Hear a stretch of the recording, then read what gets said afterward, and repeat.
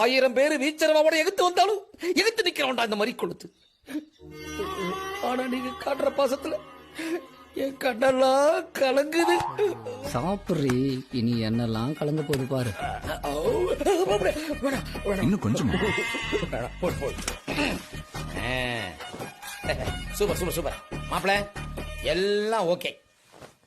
ஒரு வெத்தலை பாக்கு போட்டா வாய் நல்லா சமைக்கும். வெத்தலை போடாமலே இப்ப சேவகம் பாரு. எப்படி எப்படி எப்படி? தம்பி மயில் வாங்கணும் அண்ணன் வெளிகேட்ட கொஞ்சம் பூட்டுறா. இதா போட்டுறனே. என்ன தூக்கிட்டு போக சொல்றியா? வாங்கிட்டு போ சொல்றேன்.